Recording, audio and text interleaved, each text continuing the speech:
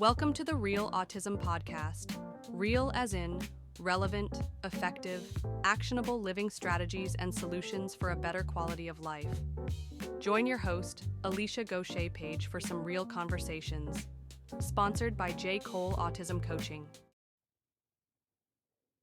Good evening, everyone. Afternoon, morning, whatever it is for you. Welcome to the Real Autism Podcast, where we talk about relevant, effective, actionable living strategies and solutions. And I'm excited because I got one of my favorite people here with me today, Mrs. Meaghan Timko. Welcome to the screen. Welcome to the podcast. How are you? I'm really good. Thanks for having me here today. I appreciate it. Awesome. So let's just jump right in, why don't we? Tell us about Meaghan. What do we need to know about Meaghan, and how does your business help the neurodiverse community? So my name is Meaghan Timko, and I am the CEO and founder of Parallel International Consulting. And so what we do is we help young adults and adult children transition from the secondary age space to post-secondary life. And so, how did I get into this? I saw a big gap. There was nobody filling in this service space, but there was a lot of people preparing individuals for the transition, but no one to catch them. And so 5 years ago, I said, I'm going to change what I do, and I'm going to go from the secondary space to the post-secondary space and try to help this out. And what I have found out in the last 5 years has been both life-changing, and it's kind of shocked me because what I thought was sort of like this land of plentiful services is not quite what I imagined. And so at first I was a little bit hurt by that, but then I said, you know what? There's a lot of people that want to change this, and I want to be part of it. So that's why I'm here. That's awesome. So prior to moving into this realm, what were you doing like before then? So I'm going to jump back 2 iterations. I had an ABA clinic in Marietta, Georgia, which is right outside of Atlanta, Georgia. And I worked primarily with a newly diagnosed, and I would say like an elementary aged group of children, just going through the motions of, how do we gain skills for everyday life? How do we learn? How do we reduce behaviors? And it was really, really rewarding. And I loved it so much. And I lived in that space for a long time, Alicia. And I thoroughly believed like I was passing these individuals off to somebody. I was like, okay, and you go to the next step. I loved it. When I decided to walk away from that, I was super fortunate to get a unique opportunity at Emory University at their autism center and help them explore for 3 years, what would it look like to develop a space for adult services? And what does that even mean? This was around 2017.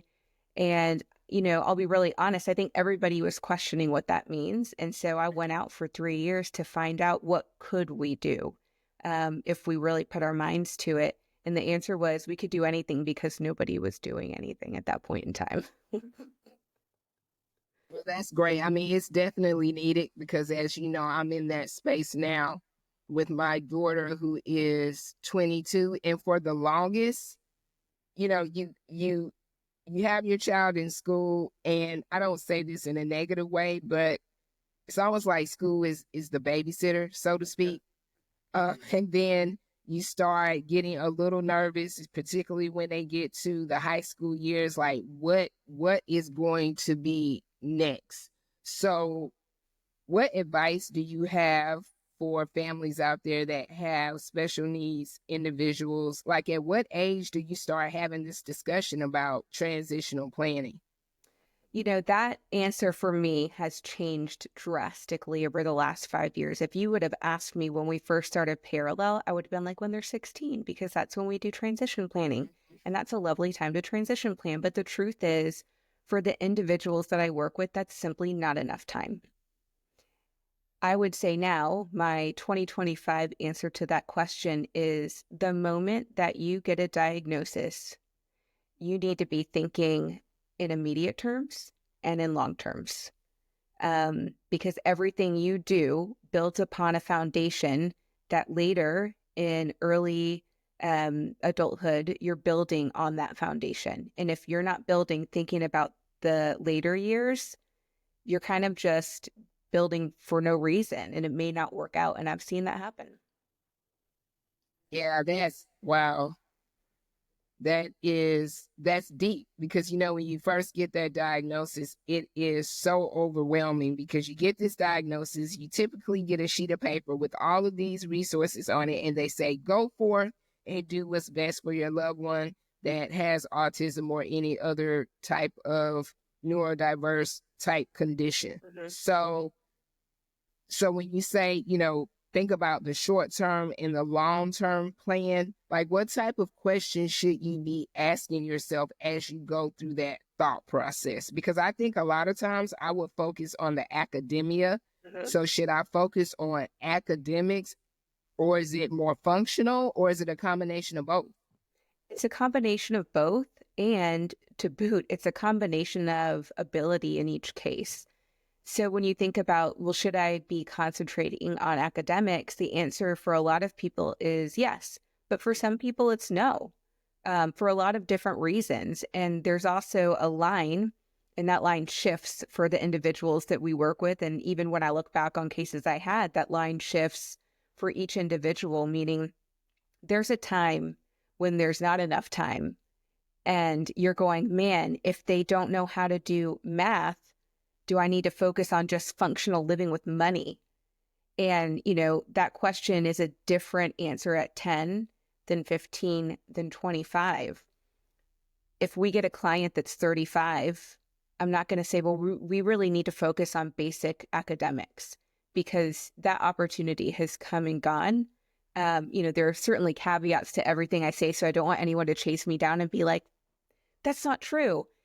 There's always going to be an exception to what I say, but by and large, as an average, you have to look at what is the time that I have, what is the resources I have, what will make the biggest impact. And that is what I urge people to do, is think, when I say immediate and long-term, what will help right now, while I'm thinking about what would be best case scenario 5, 10, 15 years from now. And how do I push those two together so that they meet skill-wise?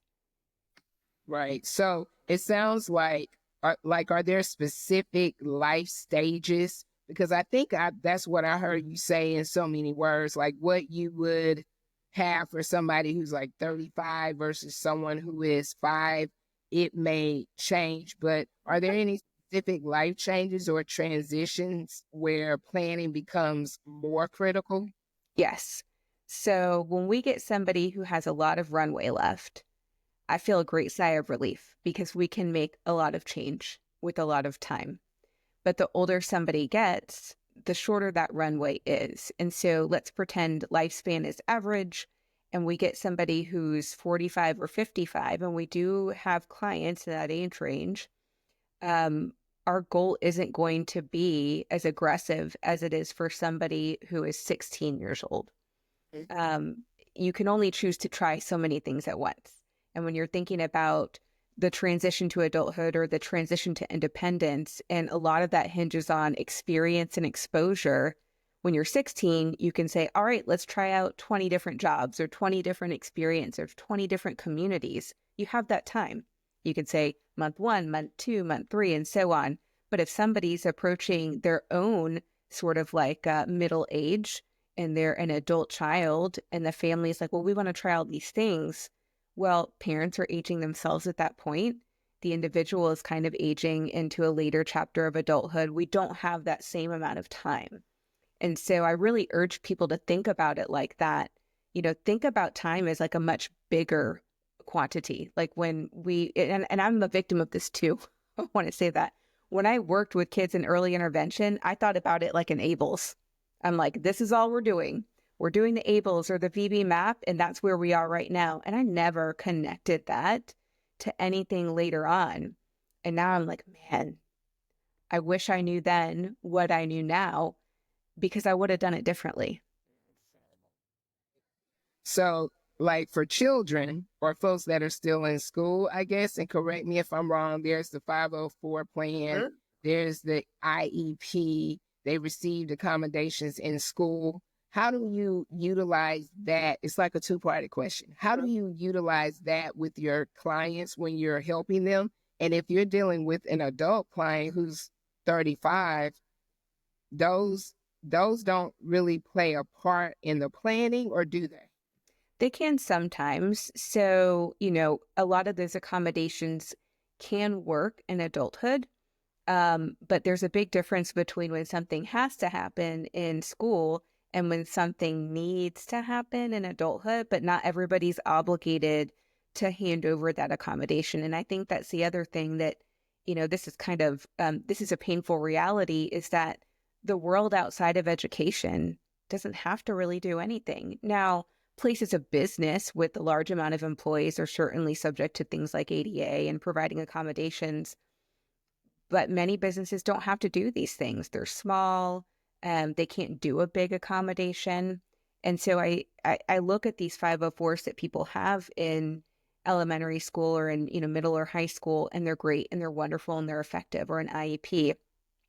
But they breed a lot of codependence, right? You can't go wrong with an IEP. It's a legal document. It's binding the school to do the things on that piece of paper. And so if you can't go wrong and you've never experienced what it means to fail, how do you transition into adulthood without that experience? And for a lot of our clients, the first time they fail is after they've transitioned into adult life, and it's a doozy. And so you're kind of, this is like a 5D approach. You're playing 5D chess here when you're thinking about all these things, and it's hard. I'm not saying any of this is easy, but you're trying to figure out, like, what chess piece do I move right now and on which board? Yeah, and you know what? I want to dig a little bit deeper when you say the failures. You run into those failures. I think it's important, which is why I call this the Real Autism Podcast, to share the real deal when it comes to being a caregiver and what to expect. I don't want to give it any fluff or put sugar on top, but what is some of the things that you've seen that you feel like caregivers of folks with autism need to know and try to avoid? Oh my gosh. Just So I'm take going your to talk pick. I about it know on you have both sides. several, Yeah. right? Okay, let me get out my notebook. So I'm going to talk about it on both sides. For the caregivers themselves, there is codependence, and it's necessary. You have to be the champion for your child when they are in school.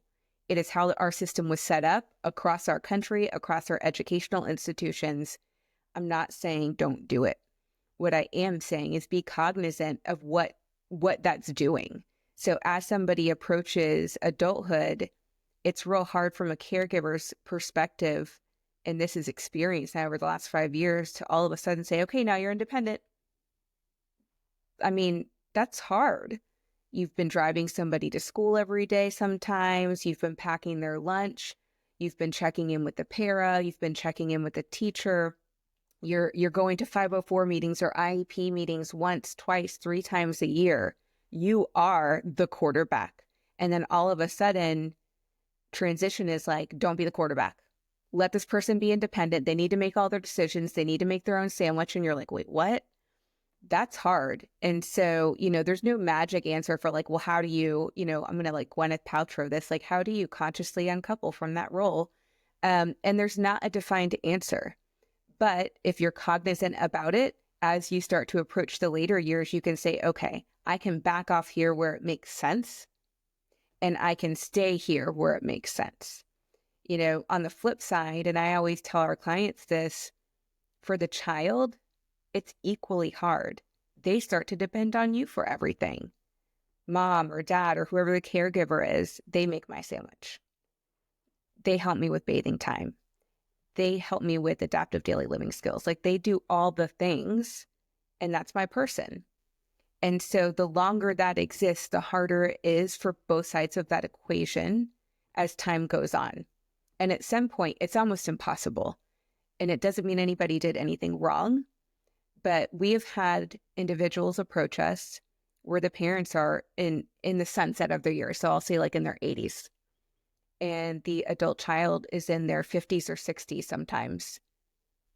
what am I going to do? What are we going to write on a piece of paper that's going to change 60 years of dad made my ham sandwich every single day? So that's what I want people to think about. Think about what I just said now, so that you can think about, well, when's the day I stop making the ham sandwich? Because there's a day. I don't know where it is. It's different for everyone, but there's a day somewhere where you hand over the bread and say, and now you put it together. And then the next day you say, now one more step, now one more step, now one more step. Yeah, so we have to work on both ends, right? It's just not the individual that has the condition, and it's so hard to fall into that codependency state, but just, it's kind of like having your goals. What is the goal we have for ourselves? Mm-hmm. What is the goal we have for the individual? And keeping that in mind because I find myself making them codependent as well, and I have to try to catch myself. So to my listeners out there, don't punish yourself, but you work at it. It's just something, a lifestyle, really. Yeah. Right? You have to work at it.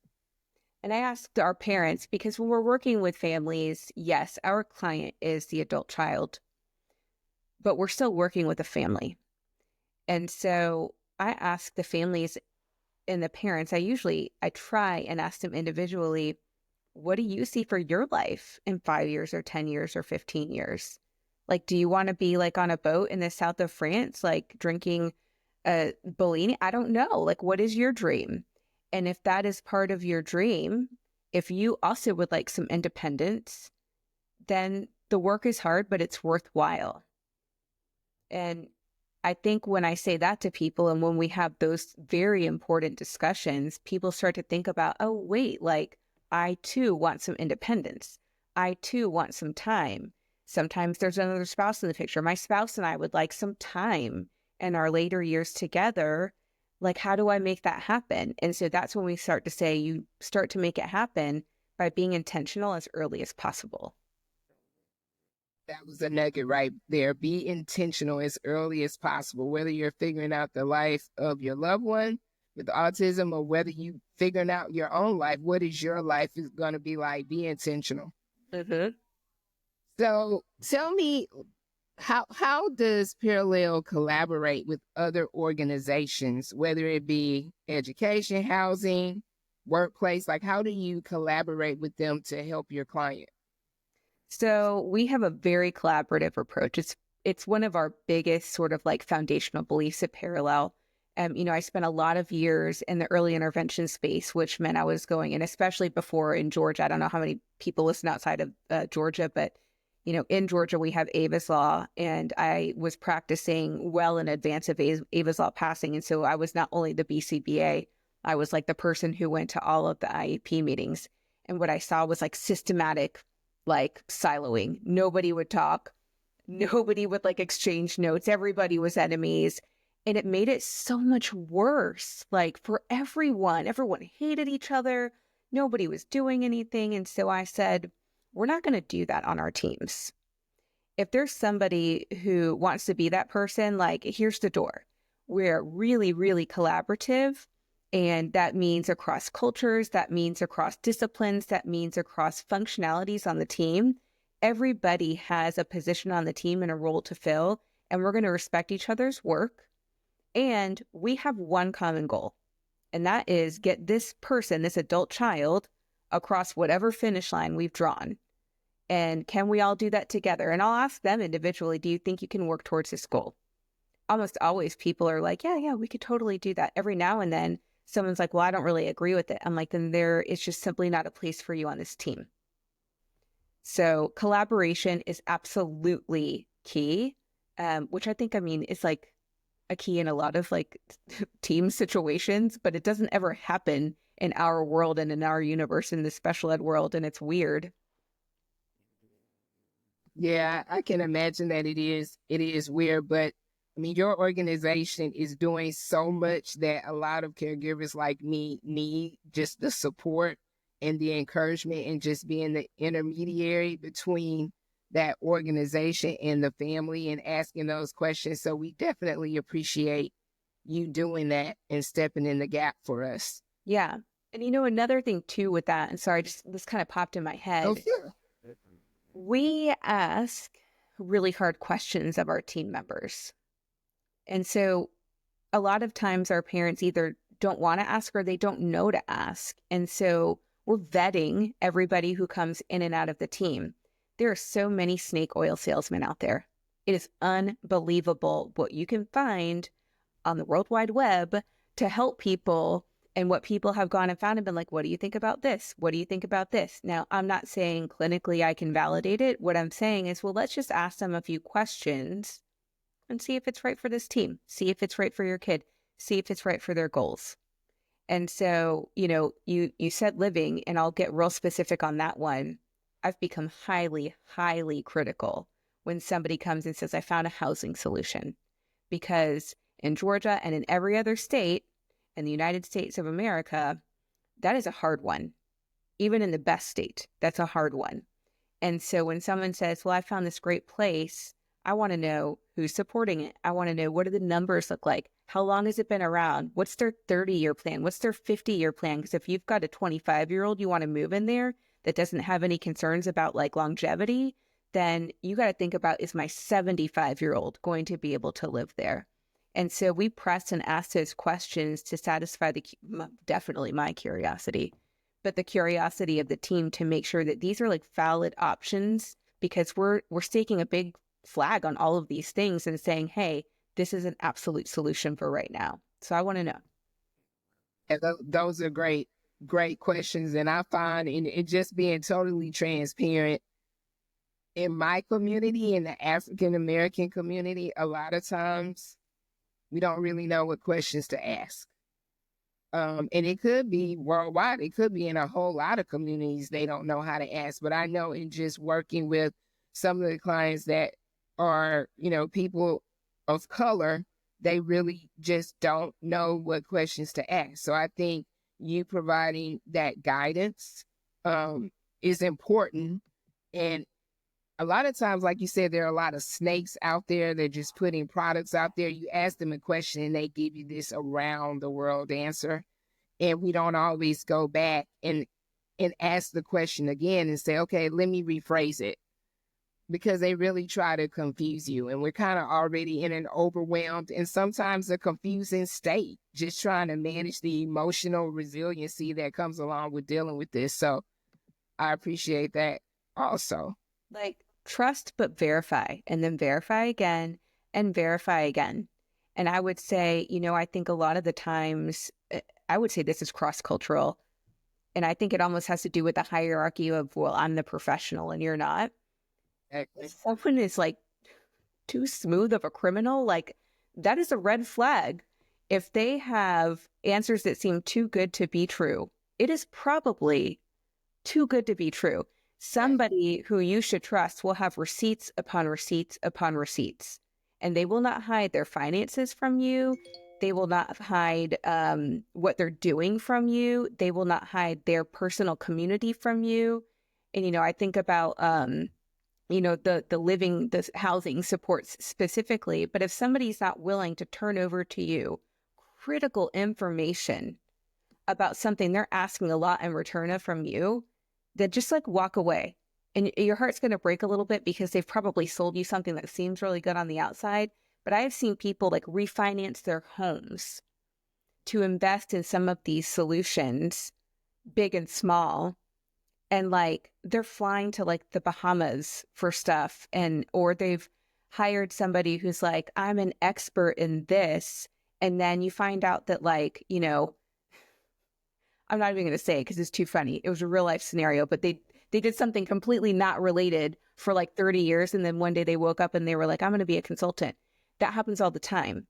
And so like investigate people, look at their LinkedIn, see where they're connected, have them give you a reference. And like, you can be kind while also verifying that this person like means what they say they're doing.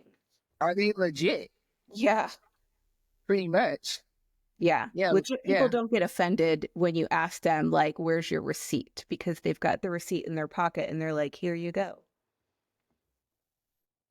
One of the things you mentioned that I really want you dig into, because I've heard this in one of your sessions that you've done, and it really hit home, is the state of finding residential or living arrangements. Because something that stuck with me that you told me one time, you said, you get clients and they say, oh, well, they're just going to stay with us the rest of their lives. Or, oh, no, we're just going to put them in a day camp, or we're just they're going to live outside of the home. They make it seem like it's really simple, because I'll tell you, I thought it was really simple. When Jasmine graduated, I'm like, well, yeah, she'll go to a day camp. When I knew she had some behaviors that were aggressive or could be challenging, which require her, over the last few years of her being in school, having a one-on-one.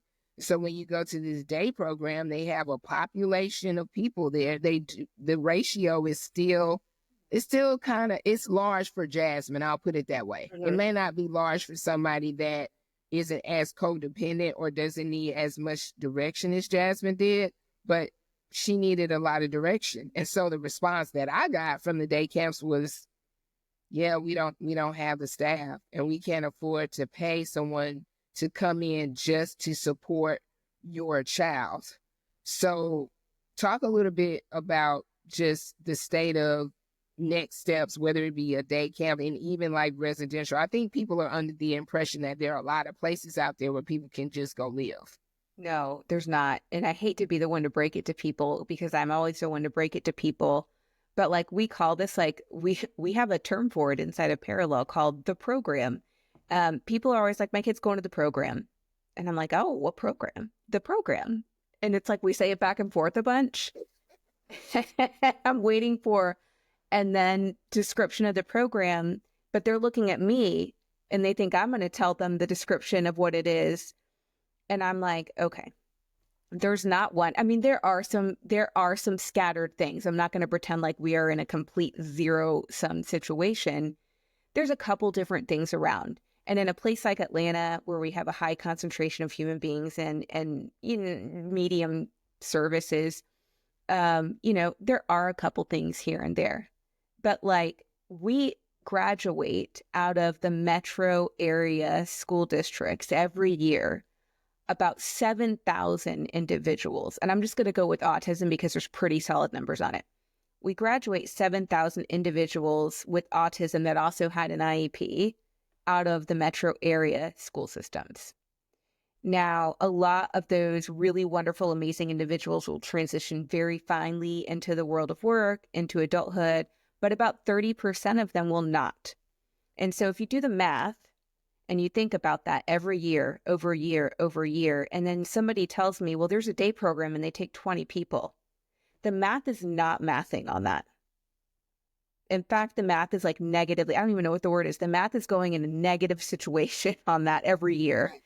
And so the hole gets deeper. So whatever program somebody told you about, you better fit the bill, because the more people and the smaller the program, the more selective they can be. And what you said about the behavior, there are certain things that will keep you out of programs that do exist, out of housing options, out of really anything that you want your kid to be a part of.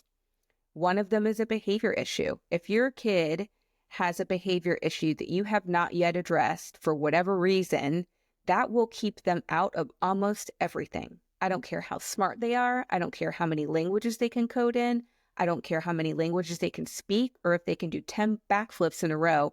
If they are hurting another person or themselves, that is like the number one thing. The second thing is sexually inappropriate behavior is going to keep them out of everything.